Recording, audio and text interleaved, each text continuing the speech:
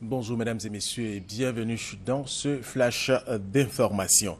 Faure Gnassingbé, le président togolais, a effectué hier lundi une visite d'amitié et de travail ici à Abidjan. À la fin de cette visite, il y a eu un point presse.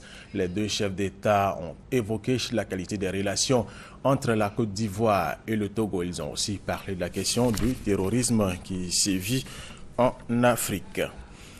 Cette visite d'amitié et de travail effectuée ici à Abidjan par le président togolais a été marquée par la signature de 4 accords bilatéraux au ministère d'État, ministère des Affaires étrangères, et nous y reviendrons à 13h.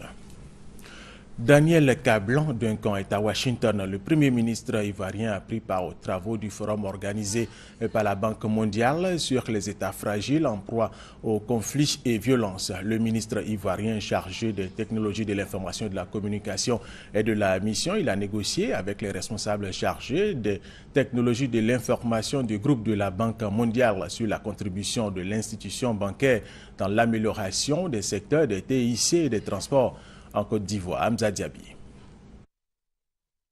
Transport et TIC étaient aussi à l'ordre du jour lors de l'invitation de la Côte d'Ivoire par la Banque mondiale. La Côte d'Ivoire étant un pays qui pense stratégiquement non seulement à son développement, mais également à son développement dans un contexte sous-régional, régional et global. Dans ce contexte, le transport et les technologies de l'information et de la communication sont des vecteurs essentiels d'intégration, d'efficacité et de compétitivité.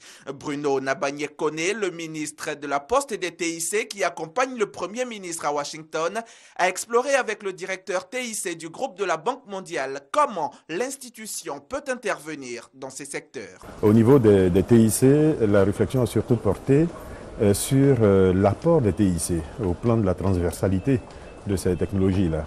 Aujourd'hui, les TIC, il ne faut plus les voir en tant que technologies qui apportent des solutions de communication, mais les voir d'une façon plus globale et donc assurer des investissements et un développement plus cohérent et qui touche davantage les populations. Et le directeur transport et TIC de la Banque mondiale se dit favorable au projet de la Côte d'Ivoire. Le ministre a un plan très ambitieux en 5 points principaux et nous avons convenu d'examiner ce plan en plus de détails pour voir comment au niveau du groupe Banque mondiale, donc tant la banque elle-même que la SFI et MIGA, comment nous pourrions appuyer le développement de ce secteur. L'objectif de la Côte d'Ivoire est de faire passer le secteur des TIC de 7 à 15% du PIB, un objectif très ambitieux qui contribuerait à positionner la Côte d'Ivoire comme un pays d'avenir, ce qui nécessite des investissements importants, des politiques et un cadre réglementaire très sophistiqué,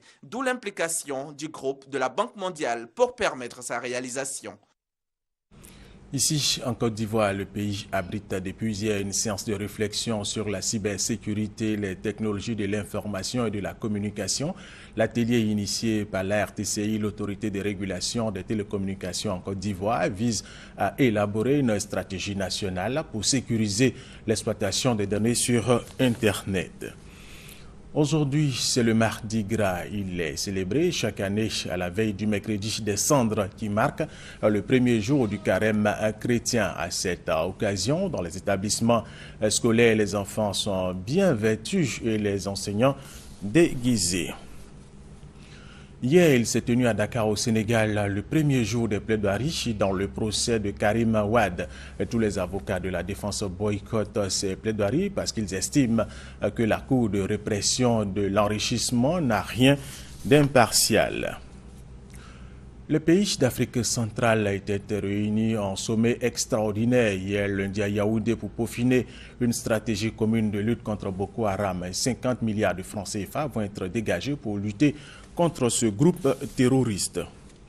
Et au moment où la communauté des États d'Afrique centrale se réunissait en sommet extraordinaire à Yaoundé hier lundi pour trouver une position commune contre le groupe Boko Haram, des accrochages se sont produits dans l'extrême nord du pays. Ils ont fait 5 morts, 7 soldats blessés du côté de l'armée camerounaise et 86 assaillants tués.